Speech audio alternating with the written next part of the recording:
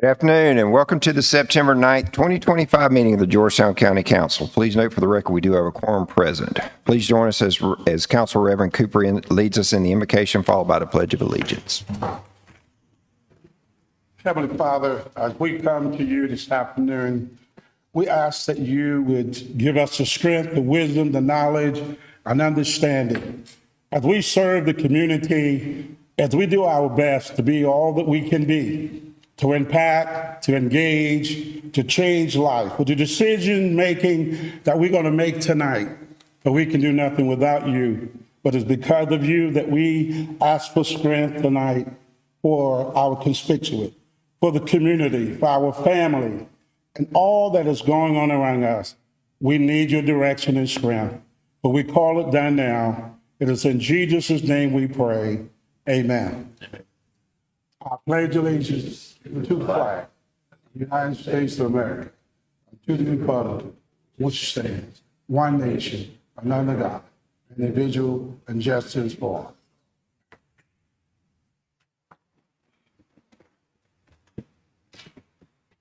Thank you.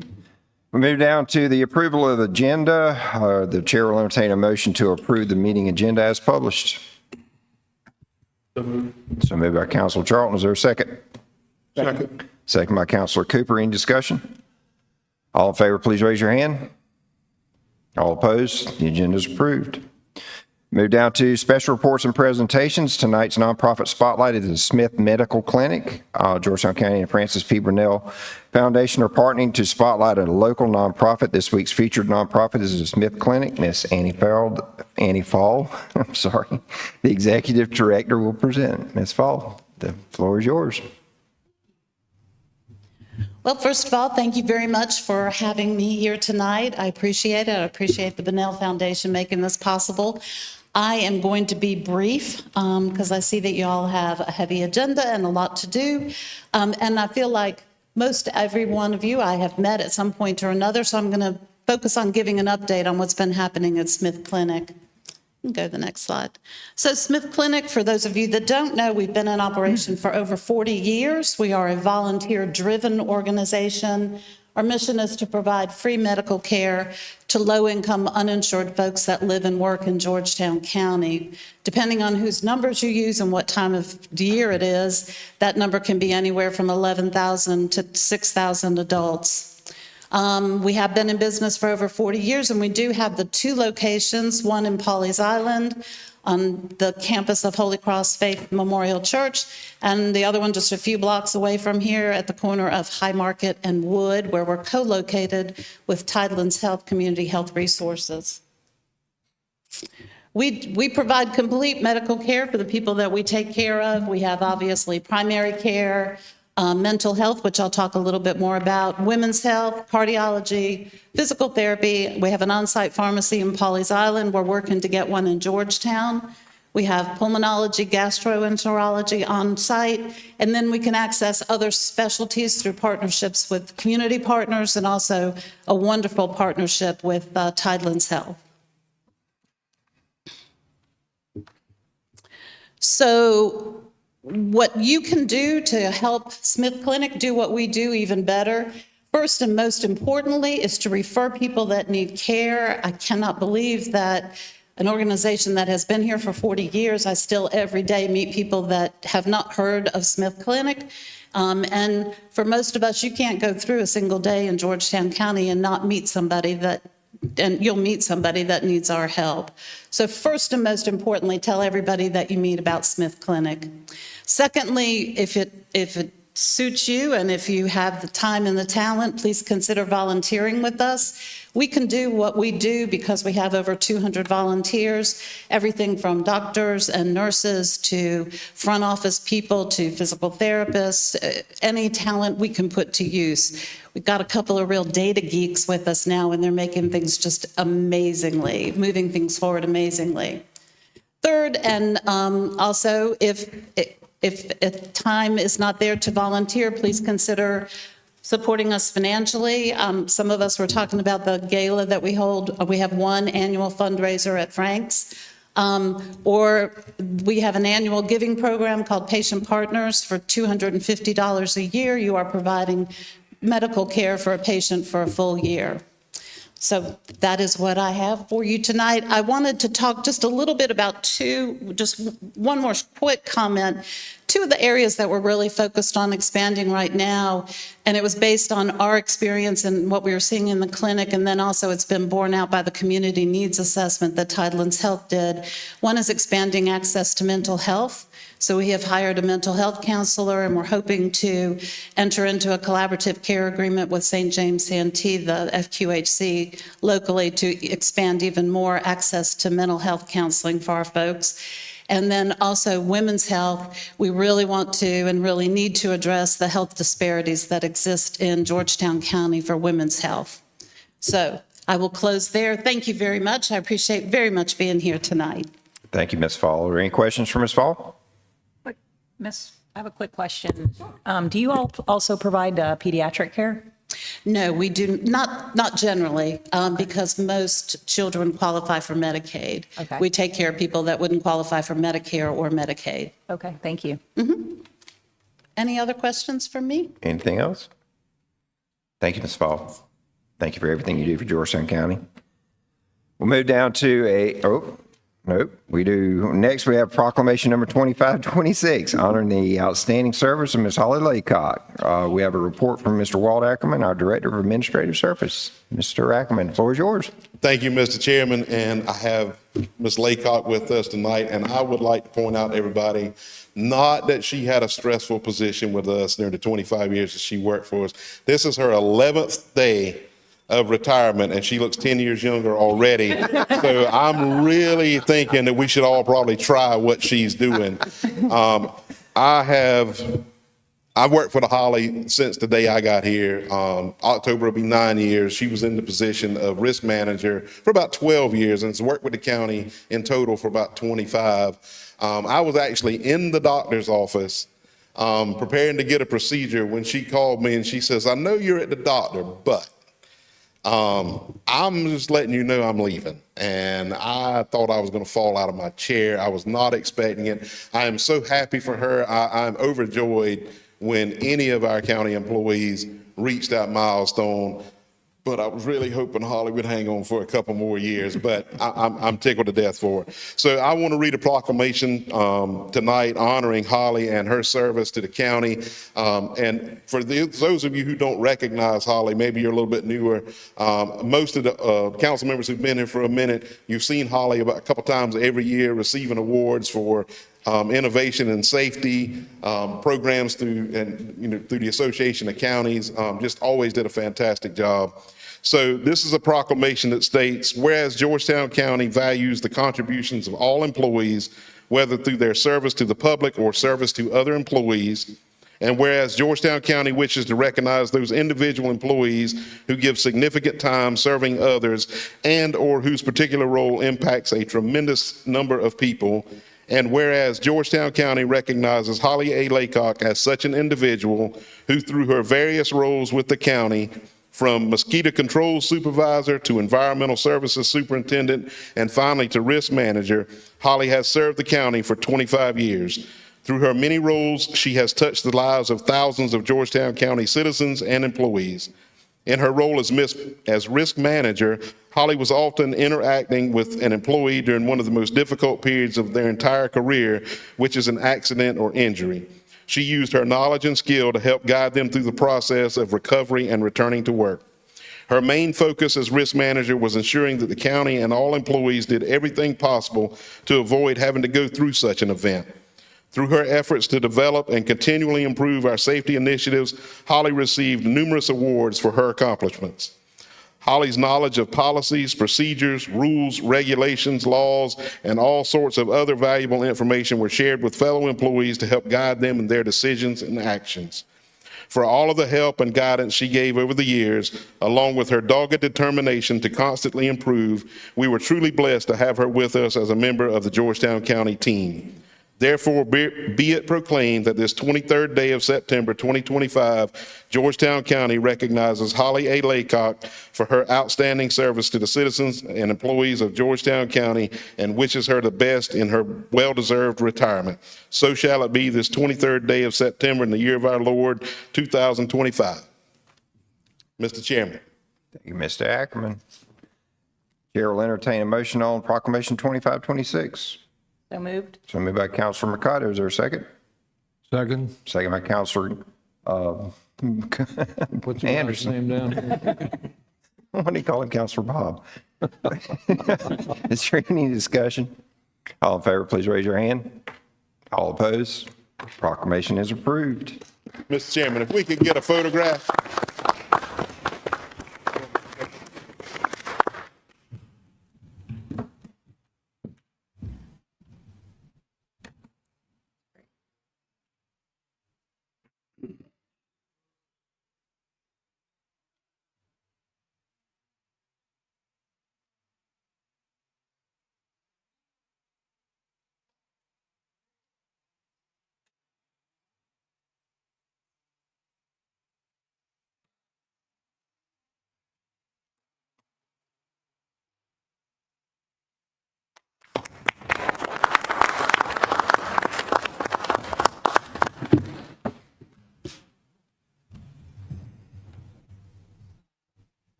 Thank you, Holly, for everything you've done, and enjoy your retirement. We're all jealous with a big J. We move down to a public comment. A public comment period is included on each meeting agenda and shall be limited to 30 minutes. Each speaker will be limited to 3 minutes, and no speaker may yield his or her allotted time to another speaker. Our timer is provided on screen, and at the end of your time, please wrap up your comments promptly. While speaking, please be sure to address council only and refrain from personal attacks. Council will not respond to any questions during this period. While a speaker has the floor, the public will respect the speaker and allow them their time to address council. Members of the public who wish to address council during the public input period should sign up with the clerk to council before the meeting. Madam Clerk, do we have any speakers for tonight's meeting? Yes, Mr. Chairman, we have 2 speakers tonight, and our first one is Mr. Dan Stacy. Thank you, ma'am. Good evening, Mr. Chairman, members of council. I'm here on behalf of your agenda item 10A. Please note this property that we're trying to zone to heavy industrial is part of a PD heavy industrial now, so it has heavy industrial classifications, including a concrete batch plant, a pole yard, and a fabrication shop. We have a specific user that we are trying to put together that we cannot disclose that many details about, but it would be a significant event, we believe, in Georgetown County, and this is a perfect spot for them to go.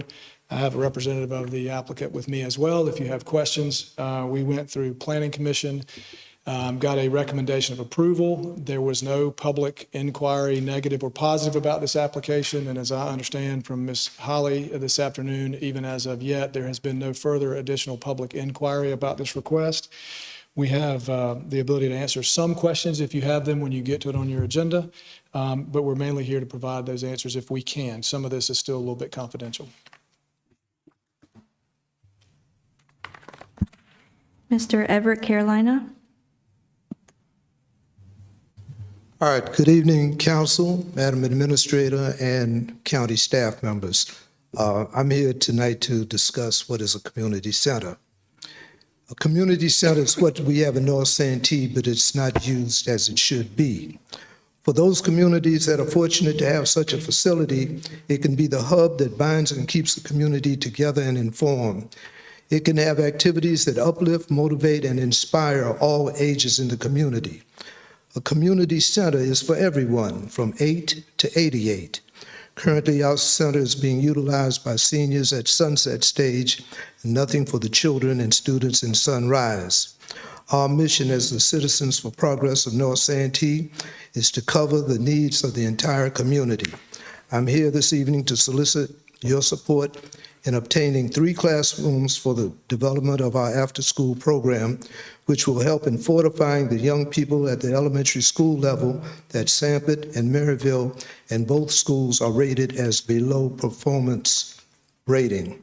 The Citizens for Progress of North Santee is committed to creating positive change in the North Santee community.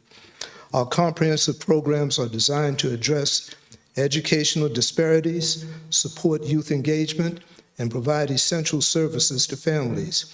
We believe in the power of community collaboration and strive to bring a supportive network that enhances the quality of life for all residents. In a thriving community, every individual should have the opportunity to lead a healthy, fulfilling life free from the confines of substance abuse and violence. We envision a future where comprehensive community services foster sustainable personal and social development, enabling all members to contribute positively to society. With our youth empowerment program implanted in the North Santee community, we want to address critical education, social and wellness disparities by providing high-quality programming for at-risk youth and intergenerational engagement with senior citizens. This is why I stand before you soliciting your support and requesting the use of 3 classrooms at the North Santee Community Center. We've made our presentation to the Georgetown County School District, Superintendent Giles, and the school board members who represent this district, and they are supportive of our efforts. As the stewards over the land, water, air, and monies of Georgetown County, let's invest in the human aspect, the youth of our communities. I thank you for your time. And just to throw a little walk down history lane, it was about 12 to 15 years ago when County Council was addressing the issue of the renovation of the Howard facilities. And at that time, the game plan was to convert it to more or less an events venue center. But at the time, Councilman Anderson was on board. There was a turnout from the youth and the community wanting a gym to be returned to the community. County had the foresight to pivot, to listen to the citizens, and the voice over there, Bob Anderson, asked the then administrator how much money had been spent on a $5 million project. The answer was $30,000. Councilman Anderson said, that's no money. Return the gym to the community, and that's what you have there today. So again, I hope you'd understand what we're attempting to do. We're trying to fully utilize this community center and bring about positive and especially educational progress to the children in North Santee and Sanford. Thank you for your time and your listening. Thank you, everyone. We move down to our consent agenda. We have 4 matters on the consent agenda that were previously approved by virtue of the agenda approval process. Contract number 23-01-MRB, task order number 2 for architectural services for the new operations center. Staff recommends the approval of task order number 2 on the existing Georgetown County contract number 23-01-MRB for the total amount of $887,865. Procurement number 25-022.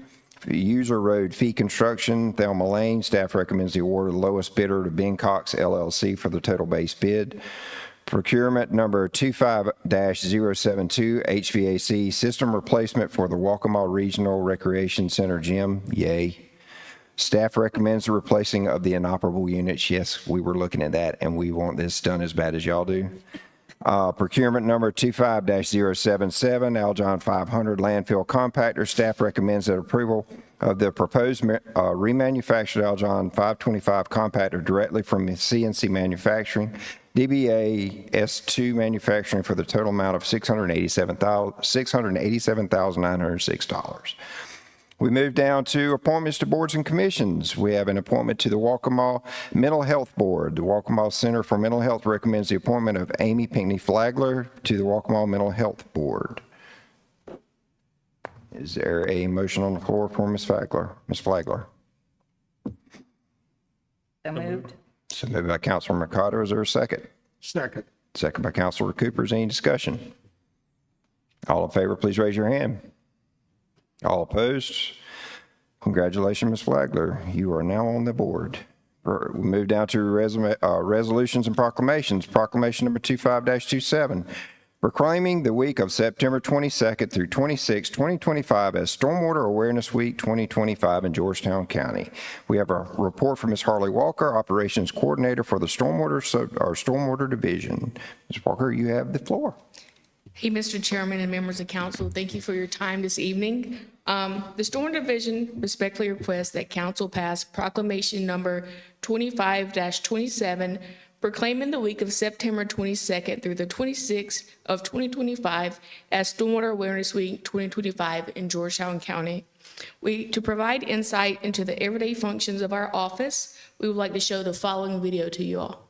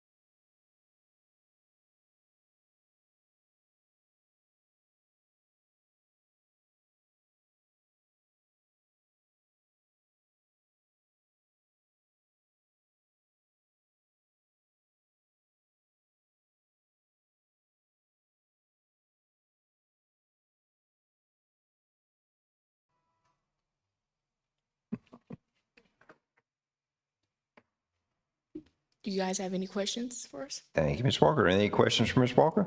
I'd like to make a comment. I met with Rodney a little earlier today. Rodney, can you share with these folks what you shared with me as part of your BMP or whatever it is that's going to take the heat off of us and put it on whoever owns the property based on engineering failures, et cetera?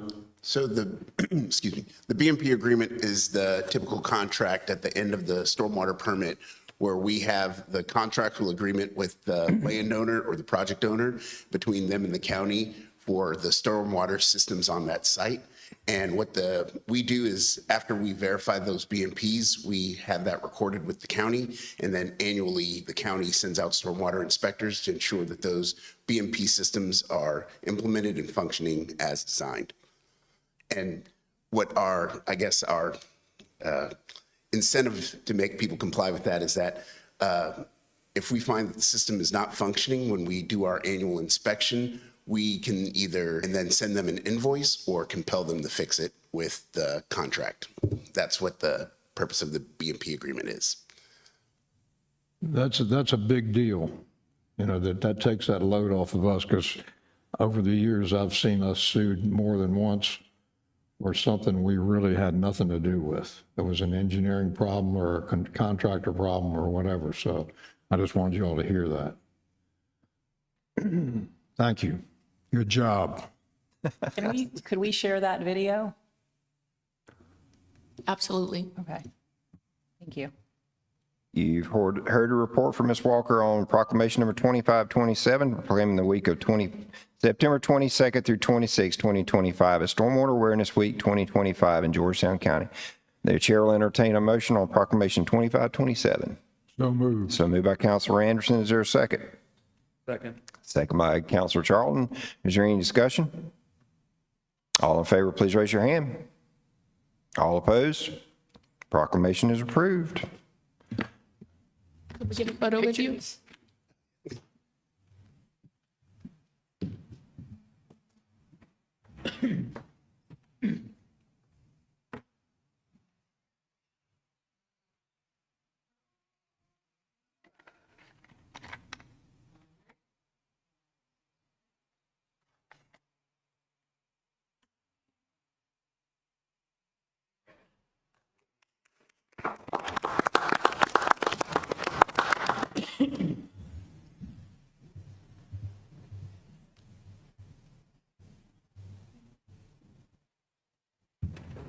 All right, move down to third reading of ordinances.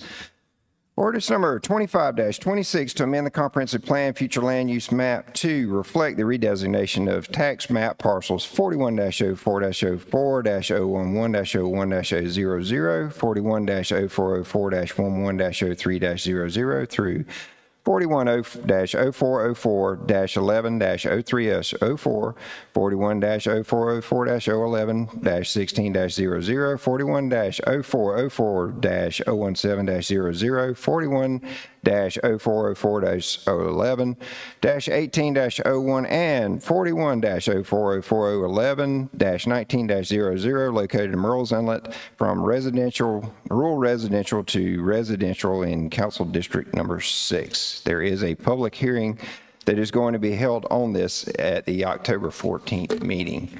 So the chair will entertain a motion to defer third reading until October the 14th council meeting. So moved. So moved by Councilor Mercado. Is there a second? Second. Seconded by Councilor Morant. Is there any discussion? All in favor, please raise your hand. All opposed? The ordinance is deferred. We move now to ordinance number 25-27 to rezone one parcel totaling 1.06 acres located on the northern side of Ditch Digger Lane in Merle's Inlet from forest to agricultural to residential 1/2 R1/2 in Council District Number 6. This goes along with the ordinance for 25-26. There will be a public hearing, public hearing, yes, at our October 14th meeting on this one. So the chair will entertain a motion to defer this as well. So moved. So moved by Councilor Mercado. Is there a second? Second. Second by Councilor Morant. Is there any discussion? All in favor, please raise your hand. All opposed? 25-27 is deferred. Move down to ordinance number 25-28, an ordinance to regulate non-consent towing from private commercial property in Georgetown County. We will have a report from Mr. Jay Watson, our county attorney. Mr. Watson, the floor is yours. Thank you, Mr. Chairman. Good evening, council. You'll recall at second reading that we noted that when this first came before council, the only issue really that was being considered were the towing fees. But as we looked at the ordinance, there were a number of other parts of it that probably needed as well to be updated. And so that's what is in your packet now. What you will see there is that with regards to towing fees, safety equipment, things of that nature, wherever we could, the county ordinance now tracks and follows the state law on this. I've also talked with the sheriff. There's one other area in there that in the old ordinance that restricted the distance that a vehicle could be towed to. I've seen 30 miles in one and 20 in another, but in any event, when I talked to the sheriff, he said he had no idea where that mileage number came from, nor could I find it. But with the size of our county being so large, that number has been increased to 60 miles. It gives tow companies greater range. I think it allows for law enforcement that are maybe calling for them to reach out further if they need to. So those are the changes. The version you have in your packet is the version to be voted on tonight amended. Thank you, Attorney Watson. Are there any questions for Attorney Watson on ordinance number 25-28? Hearing none, the chair will entertain a motion to approve the ordinance 25-28 as amended. So moved. So moved by Councilor Charles. Is there a second? Second. Second by Councilor Mercado. Is there any discussion? Hearing none. All in favor, please raise your hand. All opposed? The ordinance carries. We move down to second reading of ordinances. Ordinance number 25-29, an ordinance to rezone a portion of 3 parcels located at 3273 High Market Street, Georgetown, totaling approximately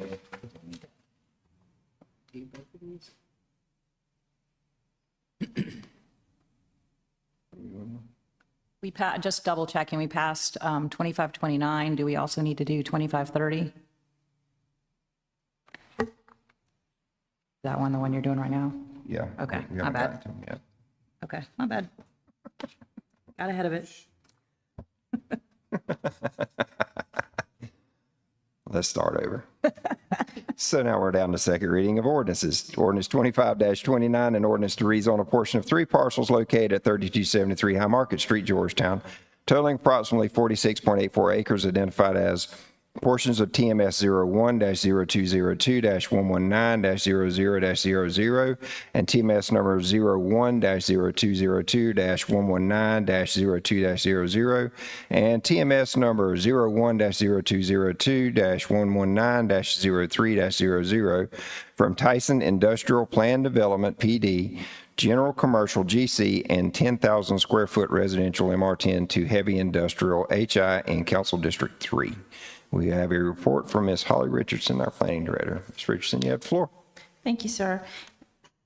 As you stated, the parcels that you listed are, for the most part, located in the Tyson Industrial Park Plan Development and are mostly vacant. This PD was established way back in 1981 as a heavy industrial plan development. And the uses for this development included a concrete batch plant, a welding shop, a sawmill, a pole mill, and storage operations.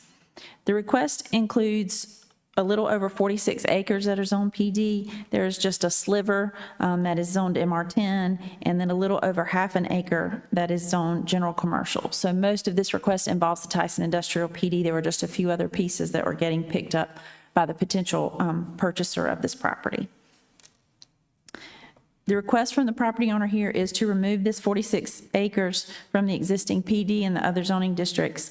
This will leave a remaining 4.46 acres in the planned development, which does exceed the 2-acre minimum that's needed for a planned development. That property will be along High Market Street. This request also involves an amendment to the Tyson Industrial PD because, as you know, anytime we change the boundaries of a PD, that is considered an amendment and a major change. So that goes part and parcel with this request.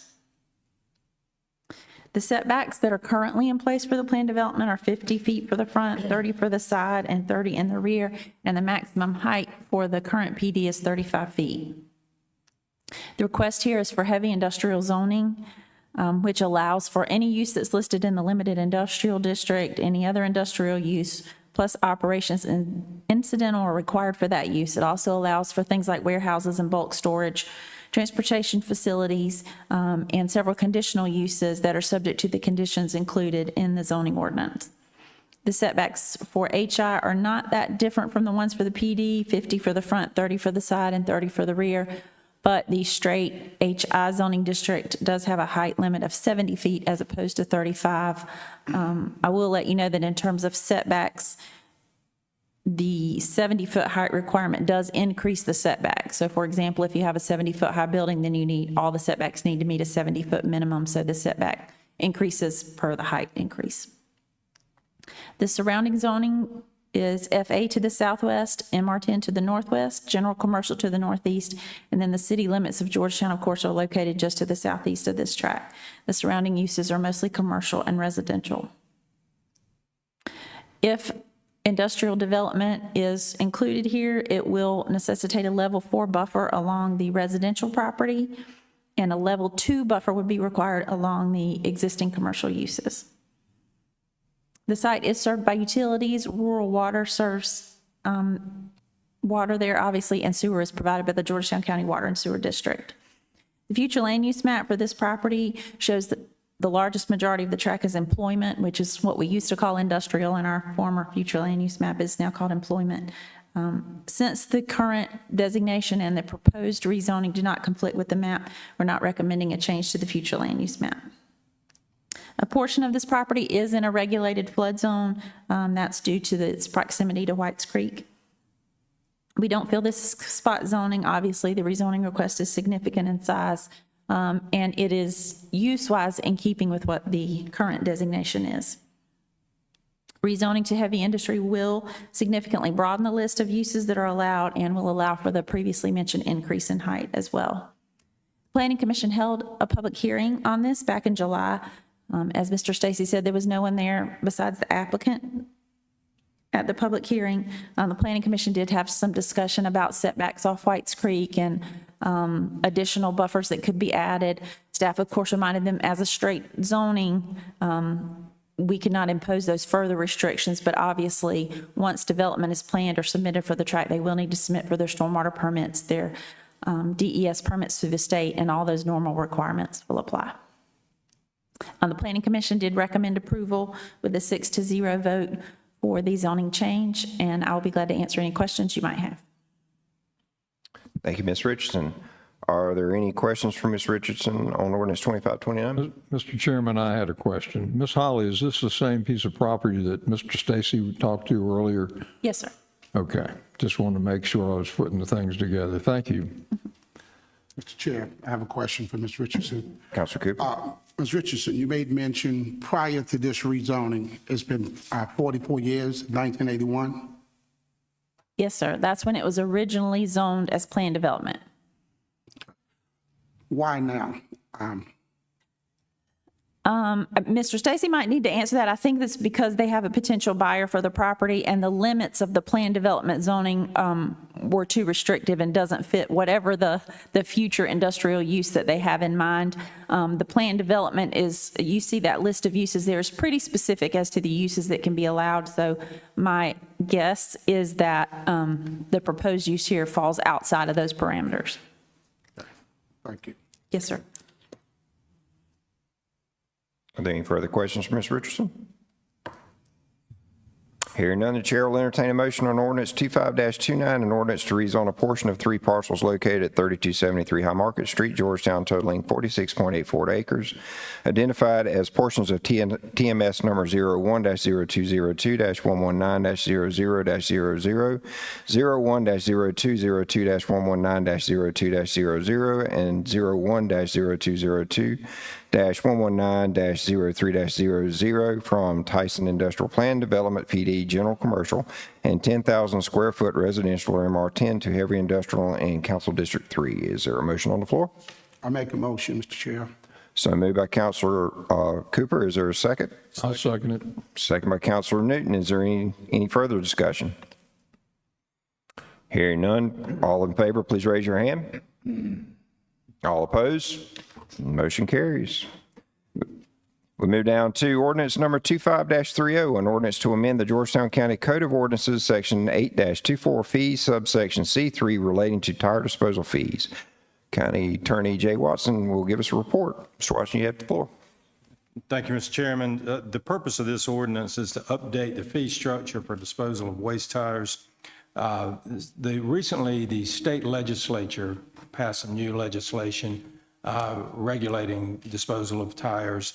Right now, what you have before you is an ordinance that would put $400, I think it's per, Mr. Dorsey, is it per ton? Is that right? Yes, sir. Okay, per ton for tires that do not provide proof that the state fee has been paid, and $150 per ton for those that that can demonstrate that they did pay the state fee. I will tell you that Mr. Dorsey and I spoke earlier, and he is here for questions as well. Mr. Dorsey is our environmental services manager. We're going to look a little more closely at this before third reading to see if there's any other fee structure we may want to consider. The state legislation is frankly very confusing. I've read through it a few times, and each time I read it, I feel like I'm reading it for the first time again. But I think it's appropriate for the council to go ahead and move on this tonight. And if there are any changes, then we'll let you know before third reading.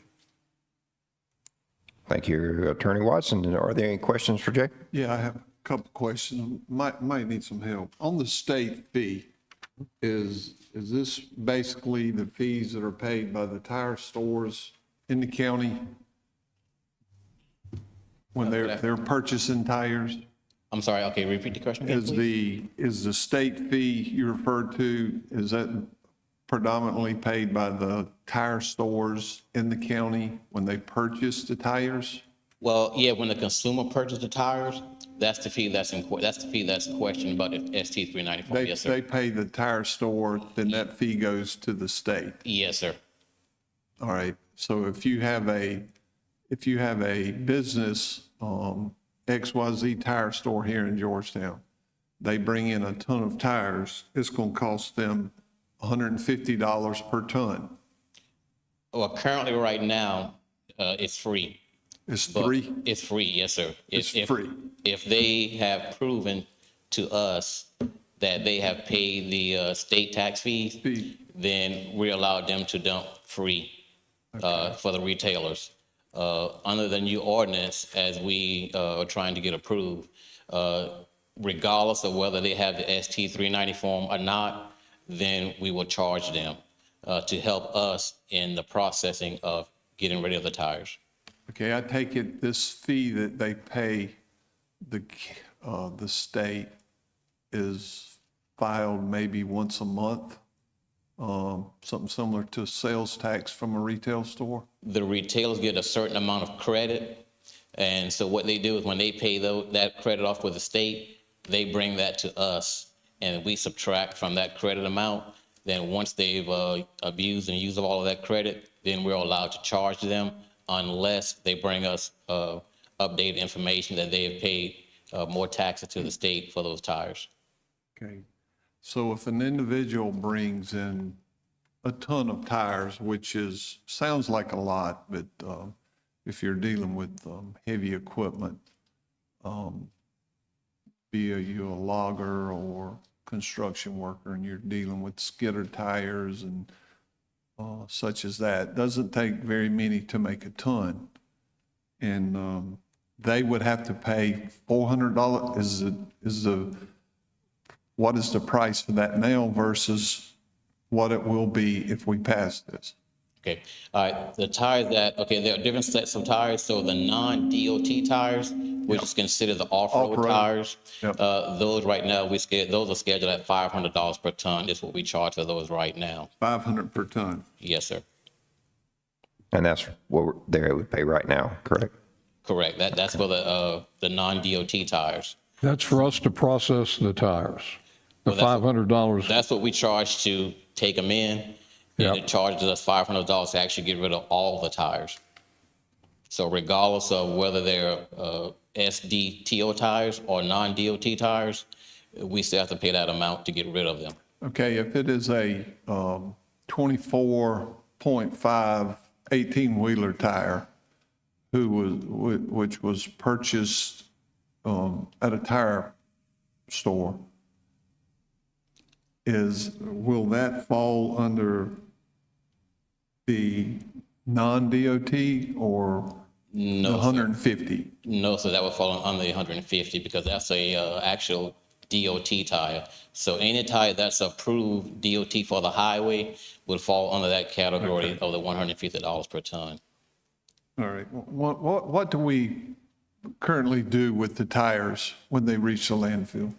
Well, when they reach the landfill, we are allowed to keep a certain capacity on our site, and then we call US Tire, and then we make an arrangement for them to come pick them up, and then we have to actually load their trucks. So we pay our manpower, our fuel, and to load their trucks, and then we pay them to ship them off, which includes the shipping rate and also fuel rate charge as well, a flat rate for fuel. So we're paying them to come basically remove the tires from our landfill?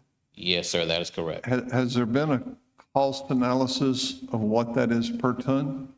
Was $500 per ton, but per load or per ship. No, what for them to come get those tires out of our landfill? What you said, the question is what it costs us per ton? What would be the cost per ton that we're currently paying? Have we calculated in our labor, fuel, everything that you mentioned?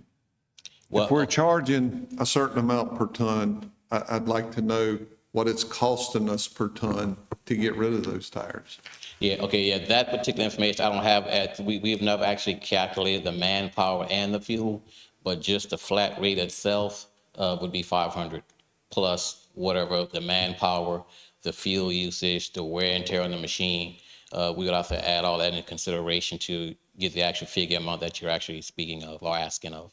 Okay, one other question. When someone goes out into a rural road and dumps 25 tires because they don't want to pay the tipping fee at a landfill, who goes and picks those tires up? Unfortunately, when we get a call for that, we actually have to go and pick them up. We have 2 grapple trucks in operation. So when that does happen, then we as the environmental service would have to go out and actually pick them up. Is a record kept of how many times that has happened in a year? Yeah, once they come across the scale, we list it as county cleanup. So I don't have that information available for me right now, but we can provide that.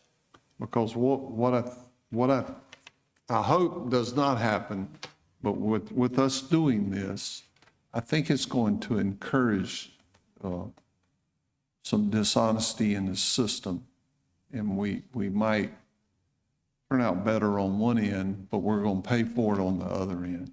See what I'm saying? Yes, sir. Yeah, Has Attorney. that been talked about? Yeah, Attorney Watson and I, we've discussed that, and I think we'll further discuss that prior to coming back to council, just to have a better understanding of, because we are concerned that, as you say, that may discourage people from bringing them here. And the first roadside or clear spot, then they're going to dispose of them. Yeah, we definitely have thought about that, and we'll further discuss that as well. Will we, we're still going to continue to accept tires at our recycling centers, is correct? Yes, sir, that is correct. So the individual that just changed his own 4 tires at home can still run them to the recycling center? Yes, sir. That is correct. Without the rim, I take it? Yes, sir, that is correct. Yeah. And they can also bring them to the landfill as well. Yeah, because nothing clogs up a ditch quicker than a tire. That is correct. So, yes. All right, thank you so much for your Yes, sir. information. You're welcome, sir. Attorney Watson, what is the fine for dumping tires? Is it straight littering, or is there a different fee structure for tires? I don't know off the top of my head. I'd have to look into that.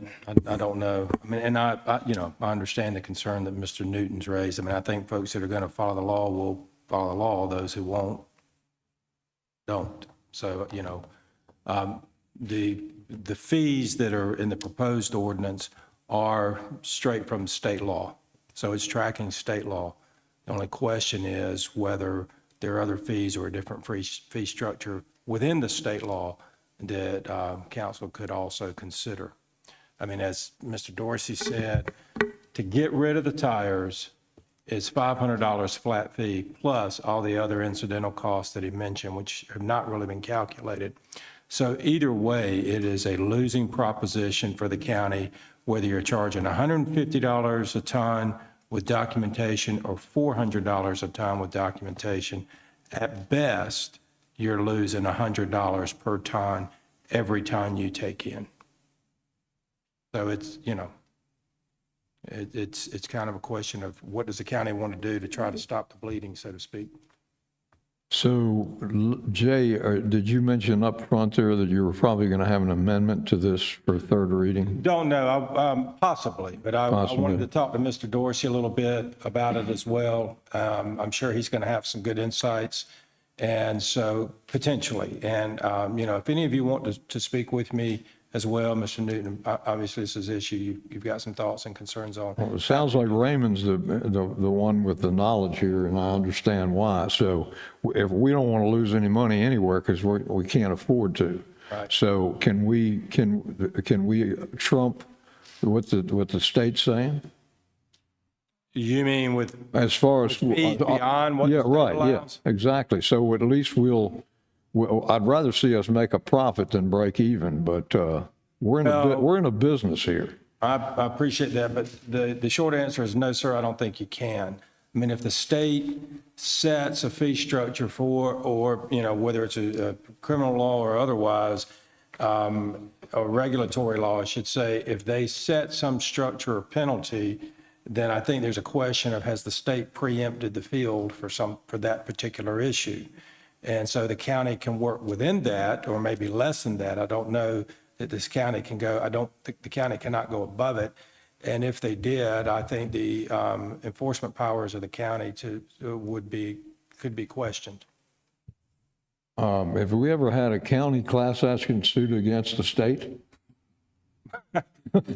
Well, I mean, I know that's funny, but I mean, it sounds like here's another deal. That's just like this FA special land use credit that they're giving out.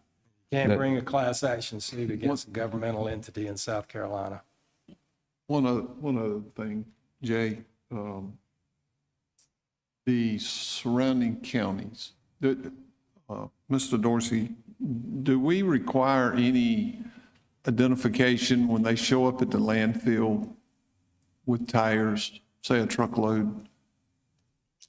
Can we require identification of the hauler? Yeah, like if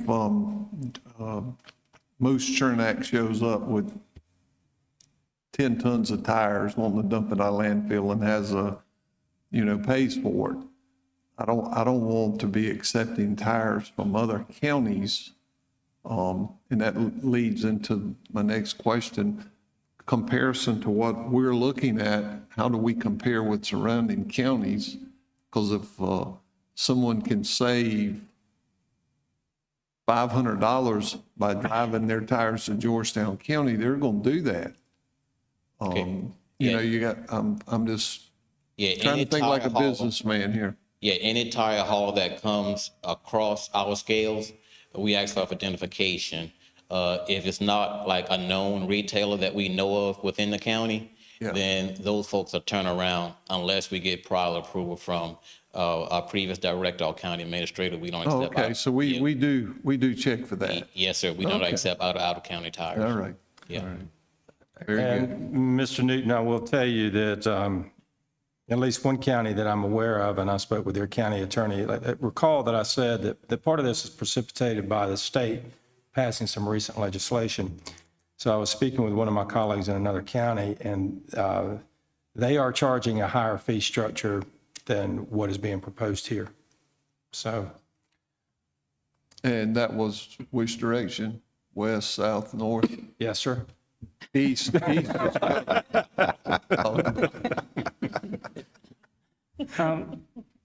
Chairman, Attorney Watson, help me to understand here. It appears as though the ordinance is proposing $400 per ton if there's no verification that they have paid the state fee. And I heard something about $500 per ton. Is the state charging us $500 per ton? Explain that one to me. The $500 you heard, Mr. Dorsey, correct me if I'm mistaken here, the $500 that you heard is what the county pays to U.S. Tire to haul off. We can only keep on site a certain amount, a certain, I guess, tonnage. Is that how it's measured? Yes, tonnage. And anything beyond that, we have to pay to have hauled off, which is, back to my comment earlier, if we charge $150 or $400 per ton, but we have to pay $500 per ton flat fee, plus fuel costs, labor, everything else that goes into that, then at best, we're losing $100 per ton. Right. Help me understand that one. Why are we losing $100 per ton each time? Because we can only charge up to $400, but it costs us $500 to get rid of it. And the state, what's the state amount, the max the state? 400? Yes, sir. So you're in a losing business. Yes, sir. Financially. What does the state do with this? That's not surprising. Mr. Dorsey might be able to answer this. What does the state do with this fee? You see, what does, no, I can't answer. I don't know what the state does. It's the governor's party. So I have no idea. Maybe we should call Mr. Goldfinch and a few of them. What are you guys doing with our fees? Did I hear correctly that the other counties are charging more? I wouldn't say other counties. I'm just aware of one Okay. that I spoke with. So the one is going above the state amount? They're doing a flat 400. They're Got it. not differentiating between, documentation or not. I think we got to be real careful here because I really think there's going to be a problem with Like dumping? rural road tires dumped out. Do we have anything in this ordinance, Jay, that does tie fees into illegal disposal of tires? I'm sorry, what now? Is there anything in here that addresses illegal dumping of tires in this disposal ordinance? Or do we need to add anything to it? I don't think it would be under this section. It would be elsewhere probably. I would have to look. It would not be in this section, I'm pretty certain. Mr. Dorsey, are you aware of anything regarding just illegal dumping by the road of tires? No, sir, I'm not aware of anything. Okay, I think it would be elsewhere. Yeah, is that something we need to look at raising to kind of put that out there and say, hey, if you dump a tire, it's going to cost you? Certainly. I mean, you could think of it as two different issues because it properly is. You can pass an ordinance to deal with our disposal fees which is what we're discussing tonight, we can pass another ordinance, or there's probably one out there, we can amend a current ordinance to certainly increase the penalties, give it a little more teeth. And we've done that in some other situations, in the last couple of years where we realized that we just didn't have enough teeth in the ordinance and people were ignoring it. So, so we could do something like that to help discourage the illegal activity. One last question, Mr. Dorsey. The company that we hire to haul off the tires, are they the only sole source, or can we find someone, a competitor to? They're the closest one, Mr. Chairman. They're the closest one? Yes, sir, US Tires, and they pretty much do this whole area. They're very few and far. I mean, it's not a whole lot of people out there doing it. Okay. Yeah. Thank you. I take it they recycle them and do something with or sell them to companies that recycles? Some of them actually chip them down for boiler fuel. Sometimes you can actually use them for drainage purposes. We're not approved yet in the state of South Carolina to actually use them for landfill cover. That's an option as well. They have to be a certain particle size. But yet, like I said, DES had not approved that for us yet in the state of South Carolina. So that's another option for us as well, should and when that gets approved. So that should cut down on our expenses for us getting rid of them. And we'll have another use for them at that point. All right. Thank you, Mr. Dorsey. I have a question. Shoot. What is the tonnage that we take in the county right now per month on tires? It varies, sir. Sometimes we get as high as maybe 300 tons per month, depending on, what season it is. That's pretty much the most we get, at a given time. Okay. Yeah. Thank you. Yes, sir. And what are we approved to maintain on the property? We just have to keep them pushed up, and then also we have to maintain for mosquito because they hold water. So we have to consult with Stormwater to get the mosquito biscuits and put in them. So we have to maintain that as well. So that's the reason why we can't keep but so many on site. Okay, thank you. Yes, ma'am. It's crazy. I know. What's We're the losing math? 30 grand a month? That's what I was Is trying that- to get at. Wow. We need to look at that. So should we defer this until we get more information? Would that be in our best interest for now? Or pass it and then go over it in third. Yeah, we can pass it and then discuss it. We can, because it looks like we need a little further on this. We could always defer third. And that's what I opened with, that anticipating that there may be some changes. But right now, the structure that's being proposed is it's certainly within what's part of the new legislation, and we can even go to a straight 400 if you wanted or something like that. So, Or at least get us to even, so we don't paying $30,000 a month. you mean 500? Yeah. I'll have to look at that. I mean, I certainly will look into it. And I feel comfortable you could do 4.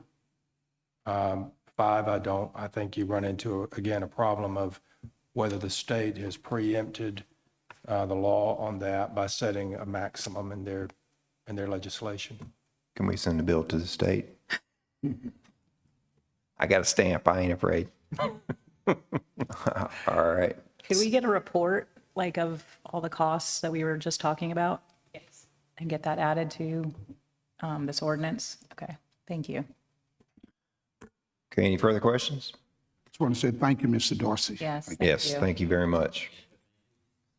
Okay, you've heard the report for ordinance 25-30, an ordinance to amend the Georgetown County Code of Ordinances, section 8-24, fees subsection C3 relating to tire disposal fees. Is there a motion on the floor? So moved. So moved by Councilman Mercado. Is there a second?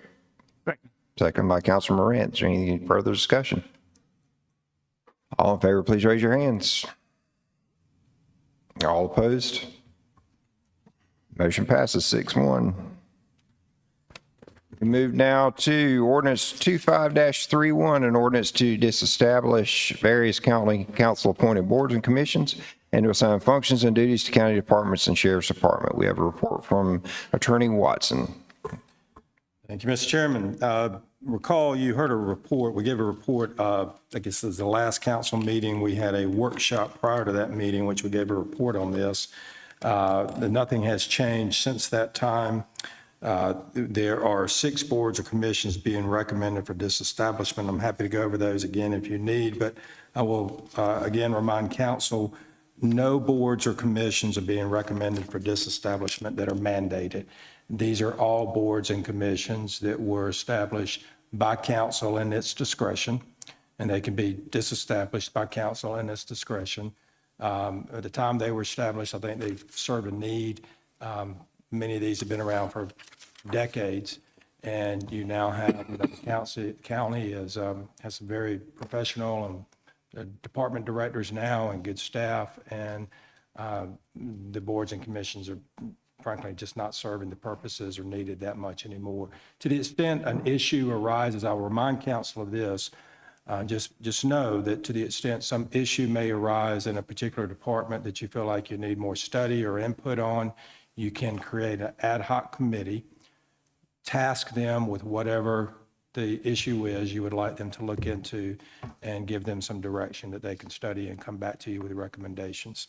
Okay, so you're not closing off those options for you if you should feel like at some point you need some input from communities or some community input.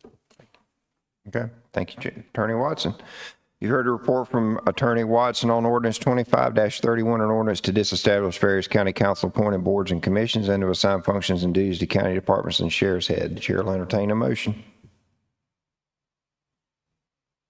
So moved. So moved by Councilor Anderson. Is there a second? Second. Second by Councilor Mercado. Any discussion? I just have a comment, Mr. Chairman. Councilor Morant. Obviously, I had some concerns about the disestablishment of at least 2 of these particular boards, the Recreation Department and the Airport Commission. After having the workshop, which went into details regarding those particular commissions, it seems as though they have had inadequate attendance at meetings and meetings being postponed for lack of attendance per se. And I understand we have great directors now over those particular programs, which takes in feelings from the community and respond to the community in an appropriate manner. I guess the concern that I have is, obviously we're looking at something that's going to extend into the future and not just doing the realm of these particular directors. So we want to make sure that we can do something along those lines. And by your mentioning about ad hoc committees that this council can actually establish to fulfill those needs, it made me feel a little more comfortable, not totally comfortable about it, but it did make me feel a little more comfortable than understanding more concerning it, because we want to have committees and commissions that are active and actually fulfilling their responsibilities. And it seems as though for the past couple of years that has not been happening, but we still were getting things accomplished that the commission and the committees normally would do. So with that being said, I think I feel much better as far as this establishing these particular committees, because I don't think committees should be there for the sake of just being there. They should be active and functional. So I think I understand where the information came from to assist in disestablishing these particular committees and commissions, really, I should say. Along with that point, I actually spoke with some of my appointees, and they, stated that there were often times when there weren't quorums. And They stated what, so? that there weren't quorums, so a lot of the meetings were a waste of time. And I also have not had any input from the community on any of these boards being an issue that we disestablish them. I don't know if anybody else has or not. As a pilot, I'll say on the Airport Commission that I think the Airport Commission's time has come and gone, and that we've got a manager out there now that's handling all of that stuff. And I sat in on a lot of those meetings, and I think that we won't be losing anything out there. And that's my opinion as a pilot. All right. Agreed. Any further discussion? All in favor, please raise your hand. All opposed? Ordinance carries 7-0. Move down to first reading of ordinances. The following ordinances are to be read into the record by title only. Ordinance number 25-32, an ordinance to amend the comprehensive plan, future land use map to reflect the redesignation of tax map parcel 04-0413-033-03-04 located off Black Gum Road in Litchfield from Covenant Community to residential. That's in Council District Number 6. Ordinance 25-33 to rezone 0.47 acre tract located on the southern side of Black Gum Road in Litchfield, identified as TMS 04-0413-033-03-04 from the peninsula at Inlet Point South Plan Development PD to 10,000 square foot residential or MR10. That's also in Council District 6. Ordinance number 25-34 to rezone 2 parcels located on the western side of U.S. Highway 17 at Pawleys Island, identified as TMS 04-0145A, -028-02-02 and 04-0145A-028-03-00, totaling 1.03 acres from general residential to neighborhood commercial. It's also in Council District 6. Ordinance 25-35 to rezone approximately 9.09 acres located on the western side of David W. Ray Road in Georgetown County, identified as TMS 02-0201-001-02-00 from 1 acre residential or R1A. C2 Village, 10,000 square foot residential or VR10. That's in Council District Number 7. We have Ordinance 25-36, an amendment to the population element of the comprehensive plan. Ordinance 25-37, an ordinance authorizing the First Amendment of the certain fee in lieu of tax incentive agreement by and between Georgetown County, South Carolina, and Santee Electric Cooperative, Inc., relating to, without limitation, the extension of an investment period and other related matters. And Ordinance 25-38, an ordinance to amend the millage rates as adopted as part of the fiscal year 25-26 budget ordinance. We'll move down to approval of minutes. Our regular council minute approval of August 26, 2025. Is there a motion on the floor? So moved. So moved by Councilor Morant. Is there a second? Second. Second by Councilor Cooper. Any discussion? All in favor, please raise your hands. All opposed? The minutes are approved. All right. Now we will receive legal counsel. We'll go into executive session to receive legal counsel pertaining to a potential litigation pursuant to South Carolina Code annotated 30-4-70A2 in accordance to the procedures of 30-4-70B, with the understanding that upon returning to open session, the council may take a vote on any matters discussed. Is there a motion to enter into executive session? So moved. So moved by Councilor Mercado. Is there a second? Second. Second by Councilor Moran. Any discussion? All in favor, please raise your hands. All opposed? We're in executive session.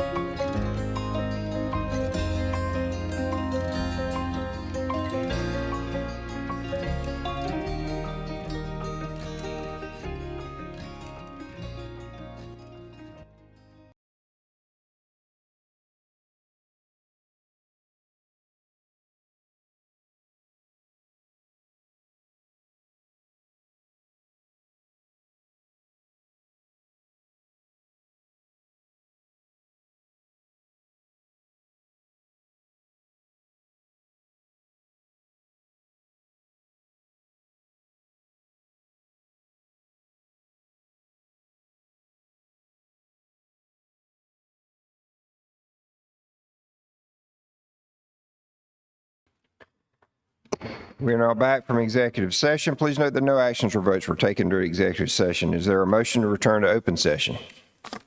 So moved. So moved by Councilor Morant. Is there a second? Second. Second by Councilor Cooper. Any discussion? All in favor, please raise your hands. All opposed, we're back in open session. Is there any further business to come before council tonight? Yes, Mr. Chairman, I have two motions regarding purchase of land next to the airport. The first motion, I move to approve the proposed purchase of 2 tracts of land lying within a safety zone B1 adjacent to the Robert F. Swinney Airport. Tract 1 being approximately 55.5 acres at $10,348 per acre, and Tract 2, which is subjected to the airport vacation easement, being approximately 22.92 acres at $1,500 per acre, for a total expenditure of $608,694 plus necessary associated costs, closing costs, and to authorize the county administrator, county attorney, airport director, and other staff as may be necessary to take all action necessary to purchase the land and close the transaction. All right, you've heard the motion from Councilor Anderson. I guess we'll take them as separate motions, or can we do them both as one? That is one motion. That's one motion. Okay, you've heard the motion from Councilor Anderson. Is there a second? Second. Second by Councilor Mercado. Any discussion? All in favor, please raise your hand. All opposed? The motion is approved. Mr. Chairman, the second motion, I further move to authorize the county administrator, county attorney, airport director, and other staff as may be necessary to take all action as necessary to pursue, secure, and carry out available grants for this purchase under the South Carolina Aeronautics Commission on a 60/40 program. You've heard the motion from Councilor Anderson. Is there a second? Second. Second by Councilor Mercado. Any discussion? All in favor, please raise your hands. Motion is approved. Now, is there any further business to come before council at this time?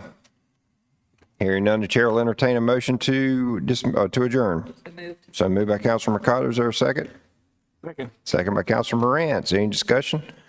All in favor, please raise your hands. All opposed, we stand adjourned.